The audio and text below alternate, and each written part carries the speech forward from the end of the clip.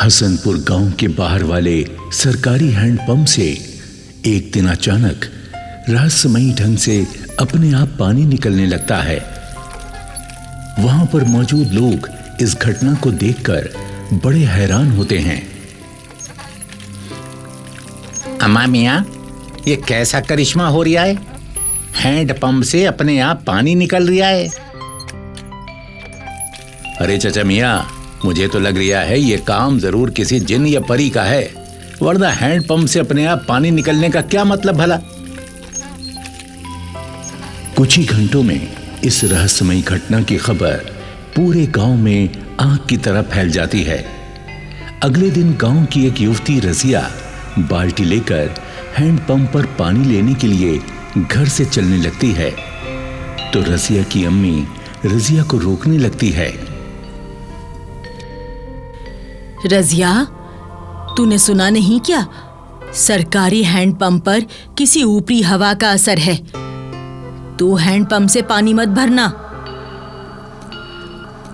ओहो अम्मी, ऐसी बकवास बातों पर मैं तो कभी विश्वास नहीं करूंगी। मैं सरकारी हैंडपंप से ही पानी लाऊंगी और तुम देखना, मुझे कुछ भी नहीं होगा। रजिया जिद करके पानी लाने के लिए हैंडपंप की तरफ चल पड़ती है। रजिया जैसे ही हैंडपंप पर पहुंचती है, वो क्या देखती है कि उसके आते ही हैंडपंप अपने आप चलने लगता है और हैंडपंप से पानी की जगह खून बह रहा होता है। ये रहस्यमयी नजारा देखकर रजिया घबरा जाती है। या अल्लाह, ये क्या मामला है? कोई हैंडपंप भला अपने आप कैसे चल सकता है और पानी की जगह खून? तभी रजिया को एक बुर्के वाली महिला हैंडपंप चलाती हुई नजर आने लगती है। ये बुर्के वाली महिला रजिया को कभी नजर आती है तो कभी गायब हो जाती है। रजिया इस बात से काफी घबरा जाती है। वो बुर्के वाली महिला से पूछती है,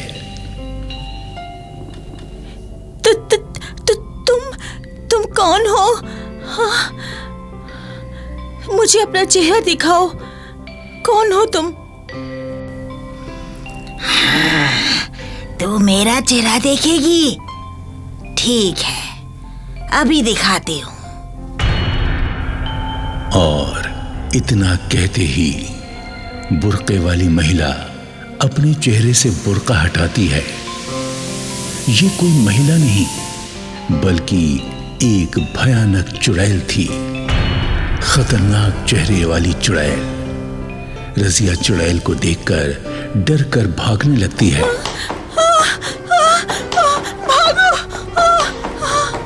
लेकिन चुड़ैल अपना एक हाथ लंबा करके रजिया की गर्दन पकड़ लेती है और कहती है, मैं बुर्के वाली खूनी चुड़ैल हूँ लड़की। पहले मैं पुराने कब्रिस्तान में रहती थी, अब इस गांव में आ गई हूँ लोगों का खून पीने के लिए। और अब तेरा खून पीऊंगी।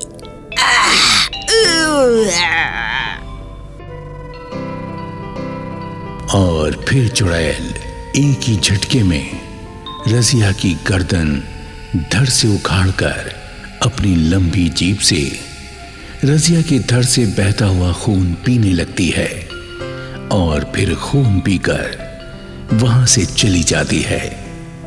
अगले दिन रजिया का सिर और धड़ एक झाड़ी में पड़ा हुआ लोगों को मिलता है। लोगों में दहशत फैल जाती है। भैया, मुझे तो लगता है ये उसी शैतानी ताकत का काम है जो सरकारी नल को चलाती रहती है। लोग अलग अलग अंदाजे लगाते हैं, लेकिन सच्चाई से सभी लोग अनजान थे। दोपहर के समय जब सभी गांव वाले खाना खाकर अपने अपने घरों में आराम कर रहे थे, तब बुर्के वाली चुड़ैल शिकार की तलाश में गांव की गलियों में घूम रही थी। चुड़ैल एक एक घर के बंद दरवाजे को खटखटाती है। दरवाजा खोलो अम्मा, मुझ गरीब को कुछ खाने को दे दो, मैं बहुत भूखी हूँ।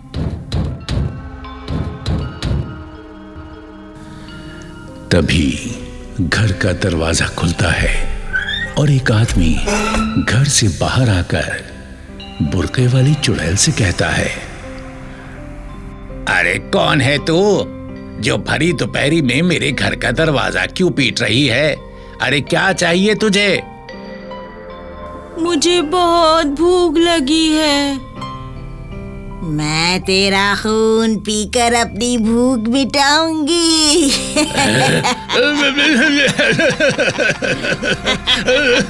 अरे कोई बचाओ, बचाओ।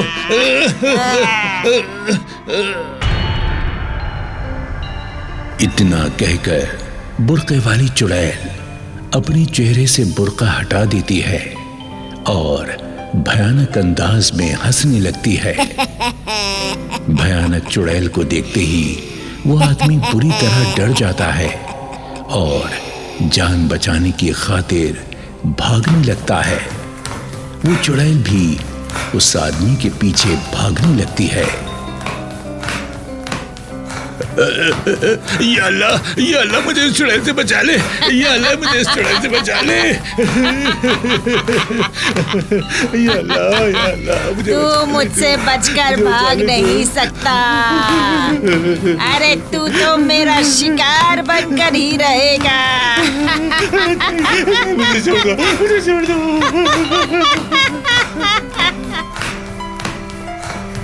आदमी और चुड़ैल भागते भागते पीर बाबा की मजार पर जा पहुंचते हैं। उस समय पीर बाबा के पास गांव की कुछ महिलाएं और आदमी बैठे हुए दुआ कर रहे थे कि तभी आदमी भागता हुआ आता है और पीर बाबा से कहता है,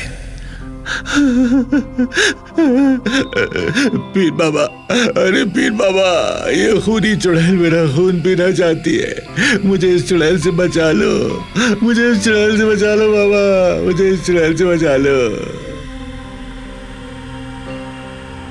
तभी चुड़ैल भी वहां आ जाती है। अरे वाह, यहाँ तो बहुत सारे इंसान हैं। मैं आज तुम सबका खून पीऊंगी, बिल्कुल उसी तरह जैसे मैंने रजिया का खून पिया था।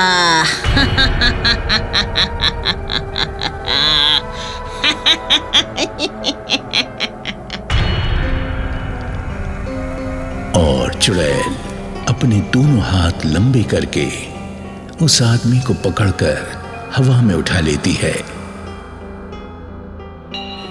तभी पीर बाबा चुड़ैल से कहते हैं,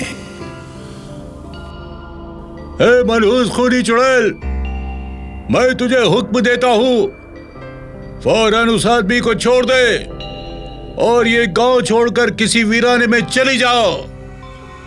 मैं तेरे जैसे पीर बाबाओं से डरती नहीं हूँ। सबसे पहले मैं तेरा ही खून पीऊंगी।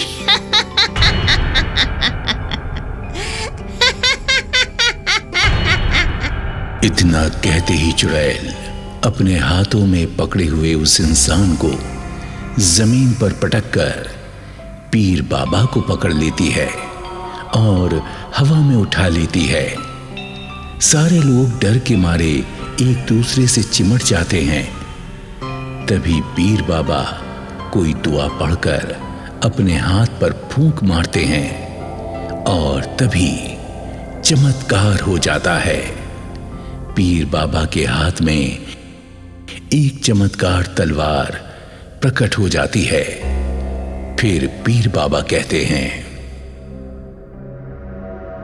ए मनहूस चुड़ैल, किसी इंसान की जान लेने का तुझे कोई हक नहीं है।